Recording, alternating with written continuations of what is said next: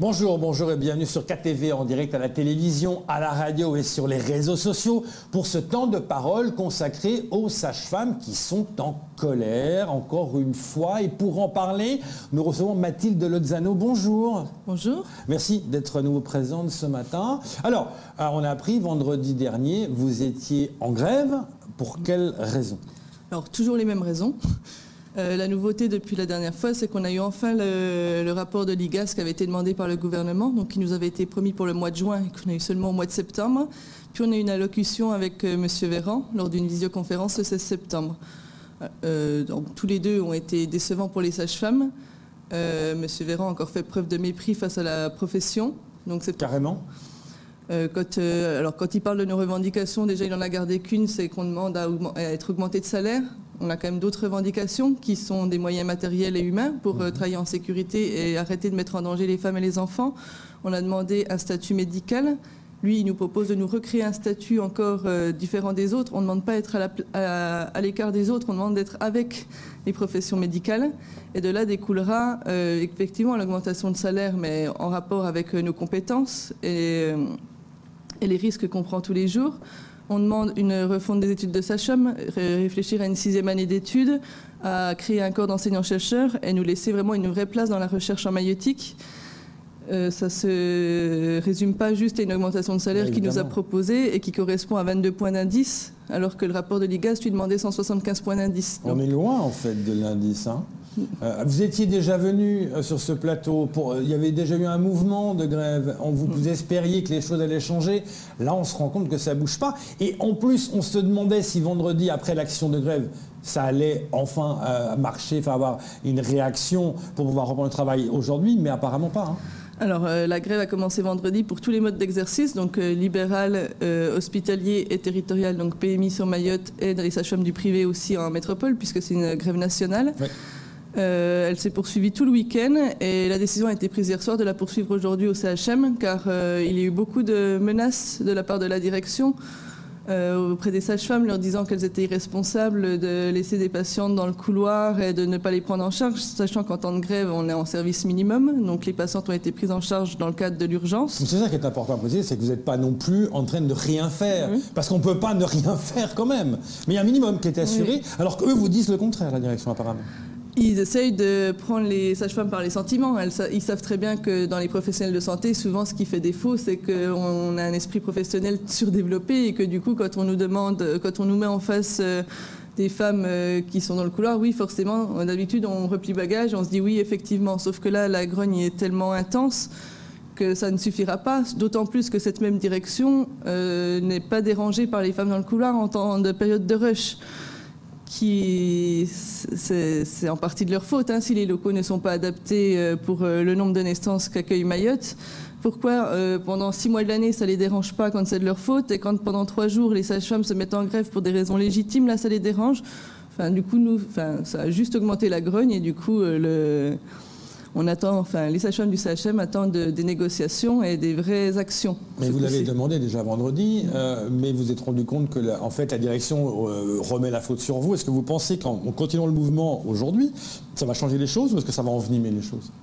On espère qu'ils vont se rendre compte qu'on ne lâchera pas et que du coup, ce coup-ci, il faut peut-être passer aux négociations, et des vraies négociations, pas des menaces. Pas dire si vous acceptez ça, si vous acceptez pas ça, on fera ça en conséquence. Non, on veut des actions proposées, sachant qu'il y a un nouveau mouvement de grève national qui est prévu le 7 octobre, avec manifestation ce coup-ci, puisque là on a été pris de court. On a fait grève rapidement pour montrer au ministre de la Santé qu'on n'était pas d'accord avec ses propositions. Donc on n'avait pas le temps d'organiser une manifestation. Le 7 octobre, il y en aura une aussi à Mayotte. Il faut que des actions ont commencé à être mises en place d'ici là.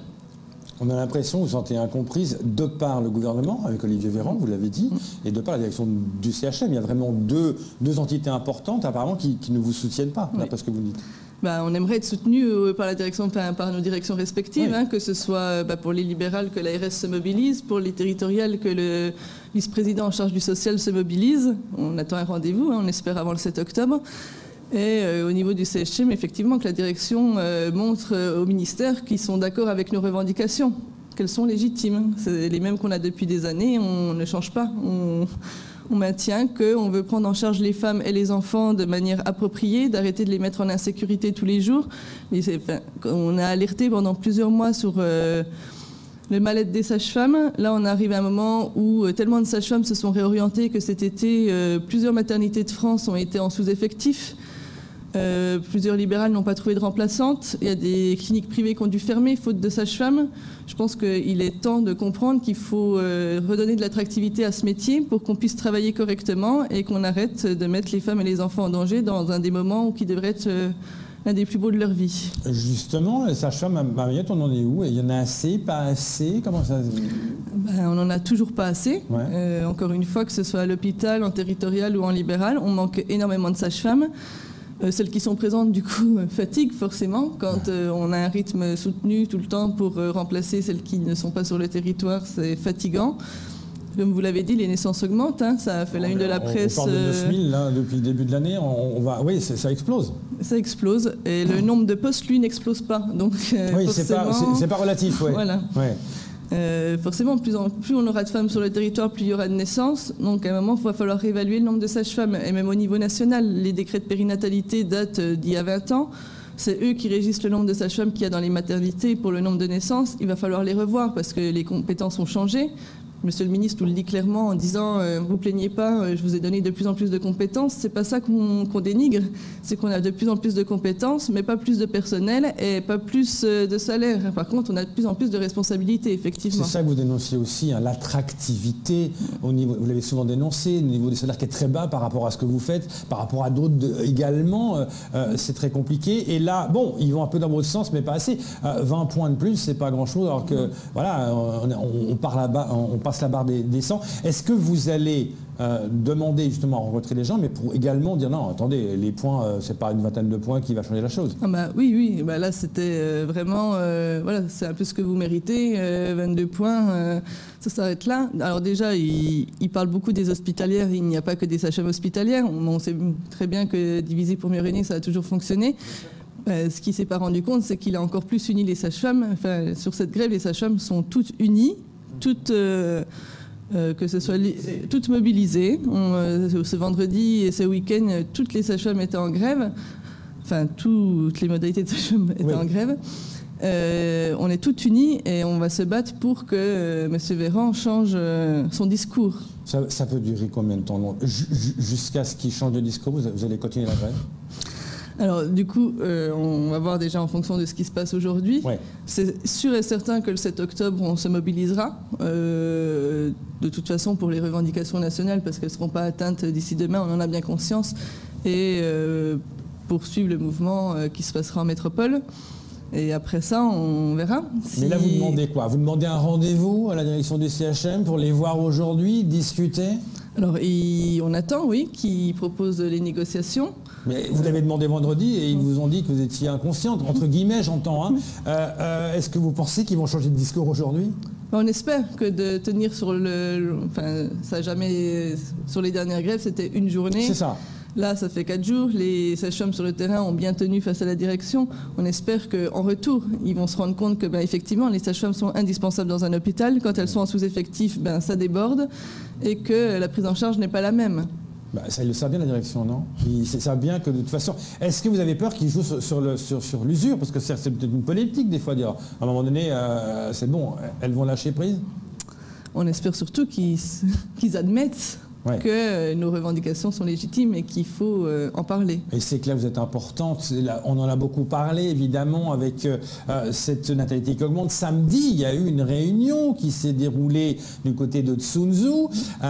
Si on peut mettre le visuel en régie par rapport à ça, c'était important. C'est une sorte de compte-rendu de tout ce qui s'est passé durant la semaine. Voilà, le café débat de la contraception. Comment ça s'est déroulé?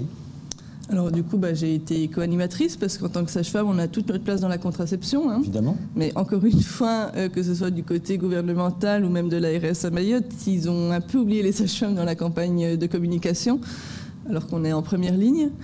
Donc c'est des tables rondes qui ont été organisées par REPEMA et l'ARS toute la semaine avec des jeunes et des un peu moins jeunes.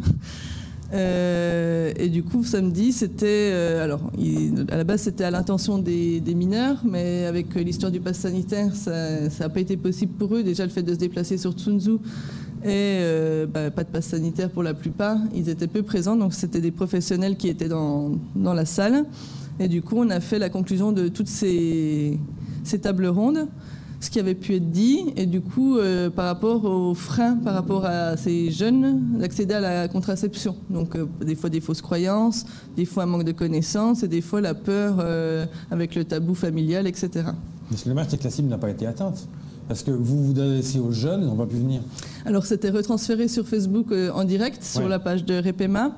Et c'est eux qui ont participé aux tables rondes toute la semaine. Ils n'ont juste pas eu les conclusions, du coup. Mais c'était important, quelque part, ces conclusions. Mais du coup, c'était aussi important pour les professionnels, puisque des fois, ces freins, nous, on n'en a pas conscience. Ouais. Et du coup, on essaye de faire comme on pense bien, sauf que si on n'a pas conscience des freins, forcément, on ne tape pas dans la bonne cible. Qu'est-ce qui en est ressorti de tout ça? Alors que certaines informations, ils les ont.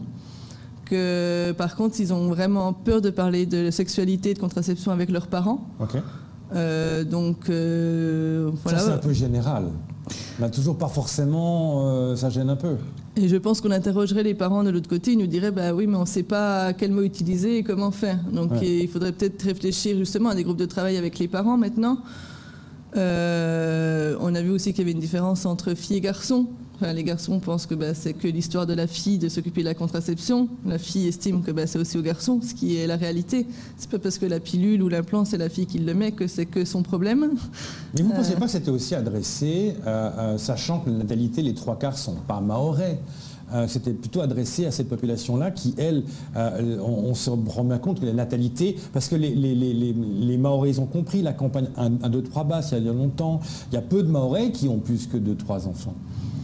Oh oui, il y a des Mahorais qui ont plus que 2, 3 enfants. Après, si c'est leur choix et qu'ils les assument, il n'y a aucun problème. Ce qu'on veut, c'est diminuer le nombre de grossesses non désirées et que les femmes aient un enfant quand elles le souhaitent, donc en ayant accès à la contraception.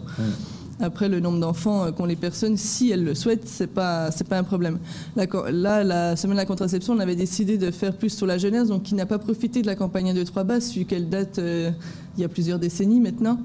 Et effectivement, sur Mayotte, on voit qu'il y a pas mal de grossesses chez des mineurs, ce qui n'est pas toujours voulu du coup, et ce qui du coup fait qu'ils arrêtent l'école, il y a beaucoup de conséquences. Ils se retrouvent en retrait de la société, etc. Donc, et là, c'était important aussi d'intervenir. Revenons juste, Mathilde, le temps passe, 2 mots sur la grève. Donc on rappelle, c'est une grève qui est quoi, illimitée? Non, ce sera réévalué aujourd'hui suivant les réponses qu'ils ont de la direction du CHM. Ça peut être prolongé demain, effectivement, comme ça s'est passé hier soir. Oui, les préavis sont prêts si jamais on devait prolonger sur la semaine. Sur la semaine, donc aller carrément jusqu'au 7 ? Oui. Après voilà, oui, on peut prolonger jusqu'au 7. Après, voilà, le 7, dans tous les cas, on sera présent dans la rue comme on l'a déjà fait. Soit pour des revendications locales comme ça a pu l'être, soit pour les revendications nationales, en message à M. Véran. Justement, j'allais y venir. Quelles sont les actions qui sont prévues? Alors, on ne sait pas, avec tout ça, on n'a pas encore eu le temps de se réunir pour décider ensemble. Probablement devant le CHM, comme ça avait pu être fait la première fois. À voir entre nous, est-ce qu'on se déplace jusqu'à l'ARS comme on l'avait fait la première fois? Est-ce qu'on va jusque devant le CD comme on l'a fait la deuxième fois? Sachant que l'ARS a déjà proposé de reprendre les négociations qu'on avait commencées en janvier. Ce qui est une bonne nouvelle. Ce qui est une très bonne nouvelle. Ouais. Ils ont été très réactifs, donc on les remercie en espérant que ça ait lieu et que ça amène à quelque chose. Pour l'instant, du CD, pas de nouvelles. Donc on va voir s'ils se mobilisent avant le 7 octobre et je pense que ça conditionnera ce qu'on fera le 7 octobre. Et c'est surtout un appel au CHM pour voir avec eux la direction et rentrer en négociation. C'est ça que vous demandez et pas une fin de non-recevoir comme vous l'avez eu ce week-end. Oui. Merci beaucoup Mathilde d'être venue ce matin pour en parler et on suivra ça de près évidemment. Merci à vous. C'est tout pour ce temps de parole. Tout de suite, la suite de vos programmes.